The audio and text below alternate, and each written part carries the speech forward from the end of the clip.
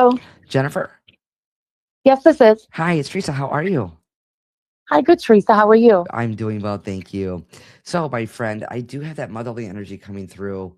And as she's connecting through, when I say motherly, mom, grandma, aunt, mother in law, even an ex mother in law, but as she's connecting through, she's making reference to cancer. And then I'm also hearing the name Barbara. Does that resonate so far? Yes, I actually just lost my aunt to brain cancer, and my best friend's name is Barbara. Okay. And then I'm also hearing the name like Charles or Charlie. If my mother-in-law is coming through somewhere in this, her significant other's name was Charles. Okay. And then I also know August or the 8th of any month is important. Birthday, anniversary, or passing. Yep, depending on which motherly figure is coming through, my mother-in-law or my aunt, they would be referring to my eldest son. His birth date is August 30th. And that son's still here living, correct? He is, yes. Okay, we want to keep him here. Now, this I Yes, he'll be 20, so yeah. Oh, he's still young and he's still young yeah. kiddo. Now, what I'm being shown is looks like gluing a shoe, Jennifer. So my son is a baseball player, and he came home the other day and had the super glue out and in the kitchen, on the kitchen table, gluing the bottom of his shoe back together. Makes sense because he's August. He's the August connection, correct? No, he's the February one, Okay, but the August one also played baseball. okay. So I feel like she's coming through and highlighting your boys. Does that make sense? Yes. So if there's an August connection with one son and there's a glue connection with the other, it's coming through and highlighting the kids.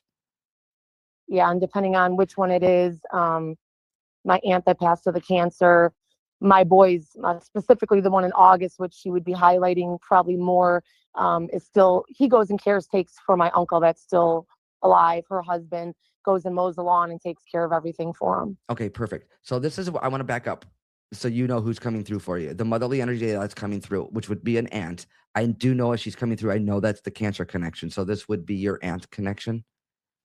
Then that would be my Aunt Arlene, my dad's sister. Okay, that would be your dad's sister. Now, I know you made reference to your mother-in-law that's passed. I'm not feeling that in the moment. Doesn't mean she's not with you around you, but I'm just not feeling that. But what I do feel that the motherly energy coming through with the cancer connection. Now, I know you said she had brain cancer. I feel Yep. like this is separate. Is somebody having like vertigo or like dizziness? I was dealing with it previously, not as much recently.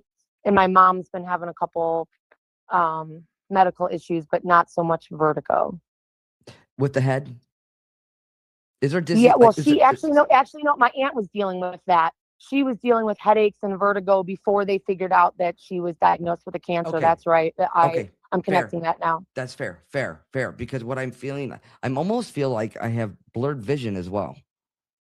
Yes. So her vision kind of declined quickly. She stopped watching TV, stopped doing her crossword puzzles. She did like hand stitching, like canvas stitching stuff.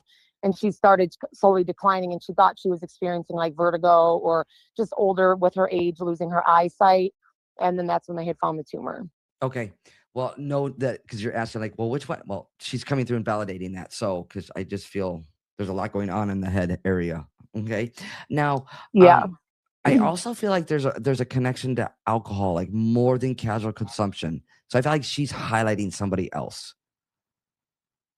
We don't really have a lot of drinkers in our family, especially really on like that side. Maybe when they were all younger playing cards and stuff, but no one on that side that she would be.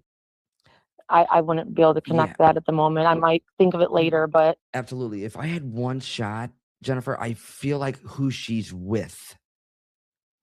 And then I feel like it would be okay. like a fatherly energy. Doesn't necessarily need to be a father, but like older than her, like above generation wise. Okay. So I'll leave that there. You'll get that part later.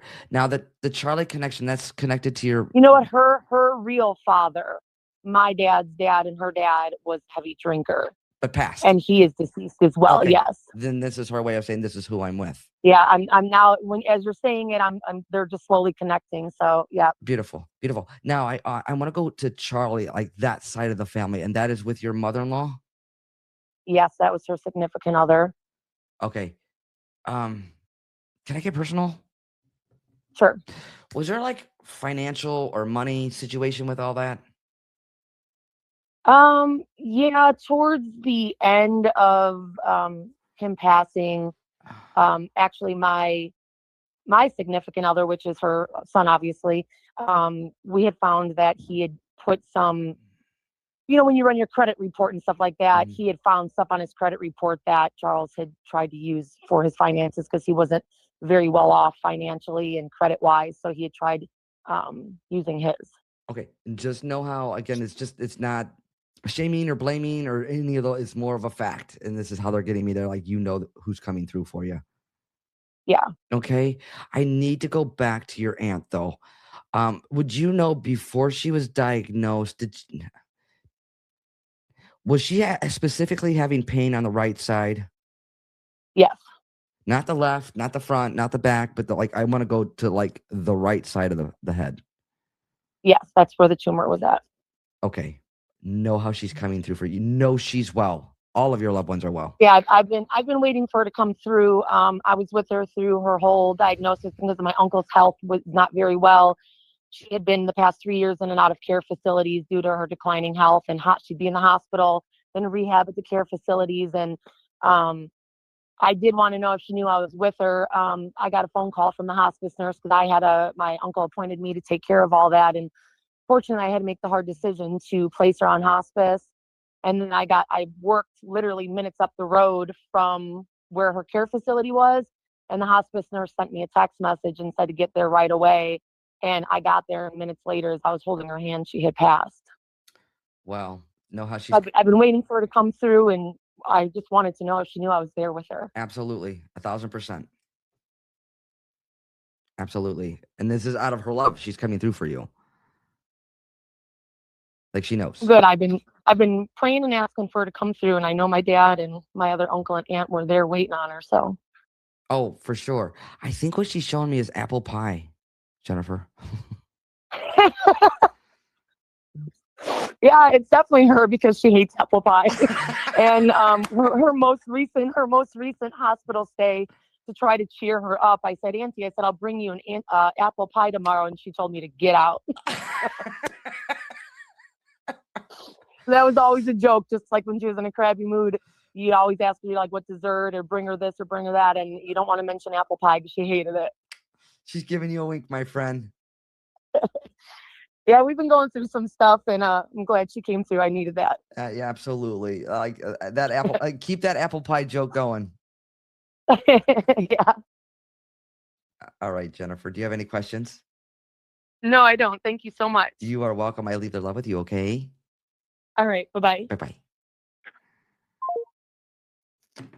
Let's send her lots of love, please, and thank you, guys.